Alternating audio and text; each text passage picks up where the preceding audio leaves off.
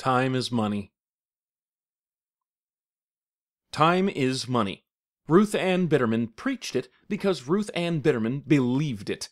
As she hustled through the grocery store, her system was working. Kim was going to be sorry she ever criticized it.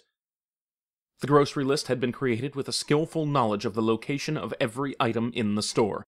It began with dairy, in the back right of the store, then moved to dry goods in the next aisle over. As she worked her way back among the aisles, she would obtain everything she needed by the time she got to the cash registers, without a single step taken to retread over ground she'd already covered. That was nothing but raw efficiency. Ruth Ann's wife had smirked and rolled her eyes when Ruth Ann had mapped out a schematic of the grocery store based on a website's description, but that 10 minutes of research had saved her at least 15 minutes of aimless grocery store wandering, which was a net time savings of 5 minutes. 5 minutes she could use to do whatever she wanted.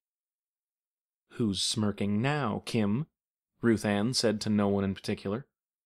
A bearded man standing in front of the soups raised an eyebrow at her, but Ruth Ann didn't have time to be embarrassed, so she shrugged and continued on down the aisle. She grabbed 3 cans of chicken and dumpling, then made her way toward the cashier line at the front of the store. The first hiccup she found was that the self-checkout lanes appeared to be non-functional. None of the numbered signs above them were lit up, all 6 of them, dark and unused. 2 men in vests were standing around, pointing at one of the self-checkout machines, frowning.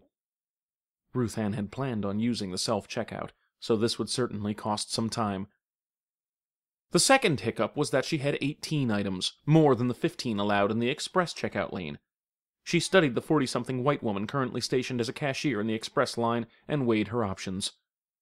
Maybe she could get away with the 18 items, but if she tried and they called her out on it, that would be more time lost, sent to the back of the line as a cheater. This left her with 4 non-express checkout lanes. 2 of them she could rule out immediately, because one had a line 5 deep, and the other only had a cashier and no bagger.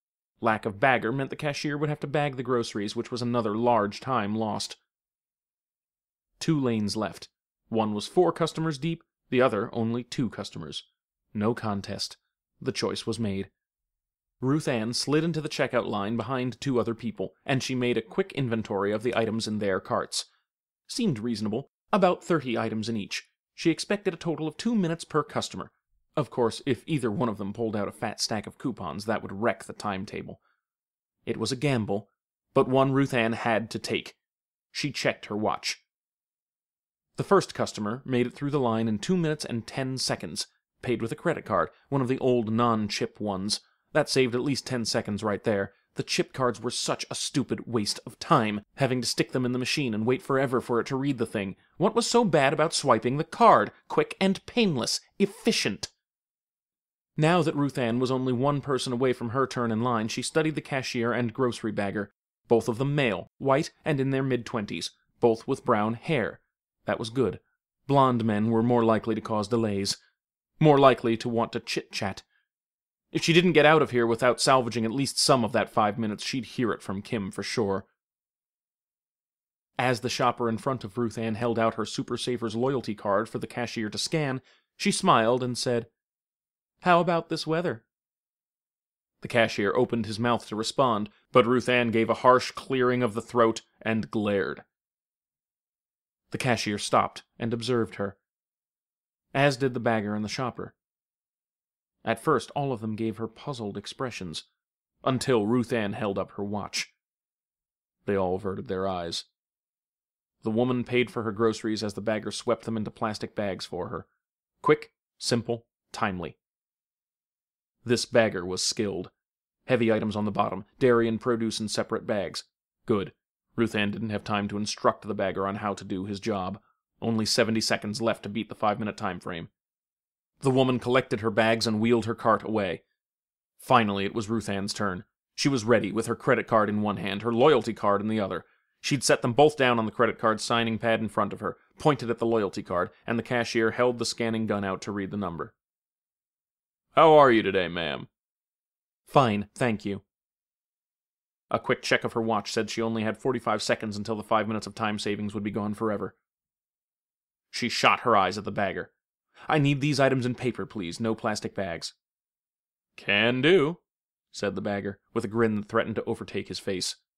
Upon closer inspection, he was younger than mid-20s, barely out of high school, looked like. His sandy brown hair hung down in his eyes, which were a striking green. The kind of green that would have revved her engines when she was younger and more confused. Ruth Ann eyed her watch. 30 seconds. The cashier still had 6 items left to scan. She might not make it. Her mouth dried up like an old creek bed. Tick. Tock.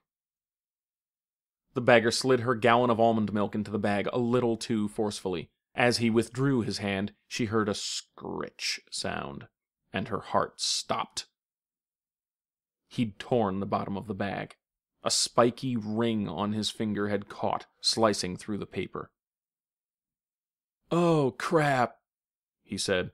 "My bad. Let me get you a new bag." "Not necessary," she said. "This bag will do just fine."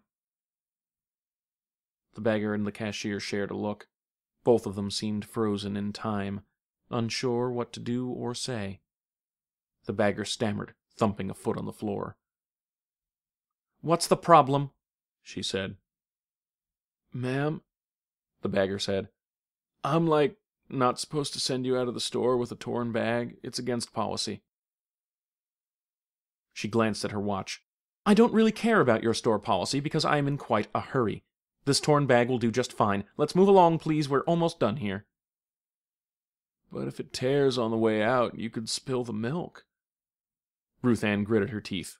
"I don't care about the milk, young man. Just keep putting groceries in the goddamn bag. I said I'm in a hurry." The cashier turned his head and whispered something into a walkie-talkie.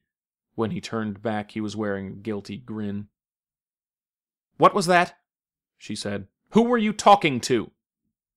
As if he'd materialized out of thin air, a pudgy and bald man with a tie appeared to their left, hesitant smile on his face. With his hands on his hips, the tie cascaded over his belly, the end of it hanging in space. "Hello there, ma'am. I'm Todd. How are you today?" She squinted at his name badge, which indicated he was an assistant manager. "Well, Todd, I'm in a hurry. This pothead here tore my grocery bag and insists on giving me a new one, which I am not interested in." "Pothead?" the bagger said. "I've been clean and sober for 3 whole weeks." Todd, while nodding at Ruth Ann, took a step toward the bagger, blocking him off from her. Todd formed a protective barrier, and Ruth Ann scowled at the way these 3 now seemed to be colluding against her. "Okay," she said. "Let's be reasonable. These kids won't let me leave because it's a store crime or something to have a torn bag, and I could not care less. In 10 more seconds I will have lost the 5 minutes of time savings I gained by mapping out the store. While I appreciate that is not important to you, I just know Kim is going to rub it in my face, and I don't mean that in a good way." The 3 men all cocked their heads a little, baffled. Ruth Ann smacked the credit card machine. "Give me my damn groceries, now!" The cashier cringed. The bagger folded his arms across his chest and ducked his head. Todd put his hands out in front of the bagger and the cashier as if he were trying to prevent them from flying through the windshield in a car crash. "There's no need for that sort of language," Todd said. "I think this is exactly the right situation for such language," she said. "Give me my groceries now and let me get the fuck out of here!" From somewhere above their heads came the blaring chirp of an alarm, only for a split second. A red light above the checkout stand began to flash. A large door next to the produce section opened, and 6 men in black army fatigues rolled out, each of them carrying assault rifles across their chests. Like a single organism, their boots thumped across the shiny floor, toward the checkout line. "What is this?" Ruth Ann said. Todd gulped and shook his head. "You shouldn't have done that. Oh, ma'am, you really shouldn't have done that." The cashier dropped to his knees, put his hands over his head, and ducked underneath the cashier stand. He snatched a plastic bag and held it in front of his face. Ruth Ann stared in disbelief as the armed men jogged towards them, assault rifles clattering against the handcuffs on their belts. The bagger looked left, right, and then tried to make a break for it. He dashed to his left, but Todd grabbed his arm. "No, son, I'm sorry, but you need to be here for this." The armed men came to a halt in front of the checkout stand.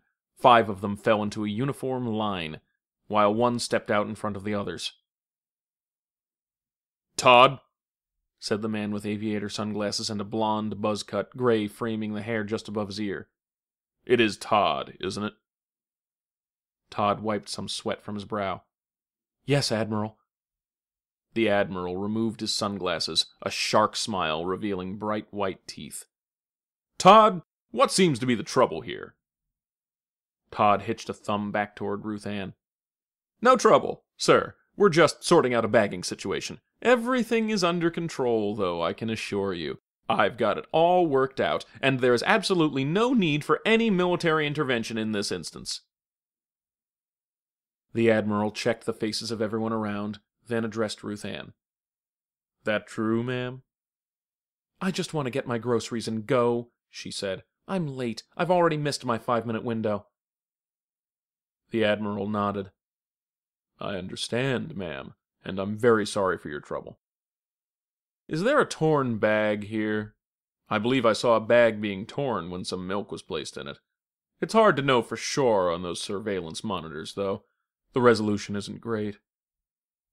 The grocery bagger's knees buckled, and Todd helped him stay on his feet. Ruth Ann nodded. "Yeah, this pothead tore my bag. He was trying to get me a new one, but I really don't care. I just want to go."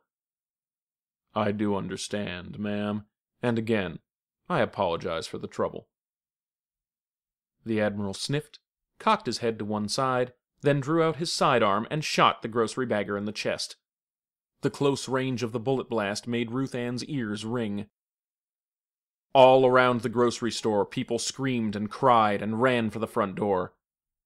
The grocery bagger collapsed in Todd's arms, gulping for air. His eyes darted left and right, mouth moving wordlessly.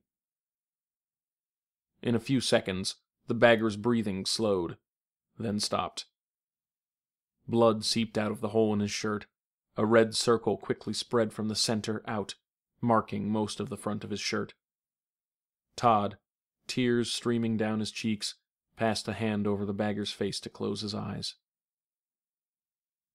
"Excuse me, Todd," the Admiral said, anger on his face. "Can we get this woman a new bag or not?" "Certainly, Admiral," Todd said as he jumped to his feet, with a snotty nose and tears dampening the collar of his shirt.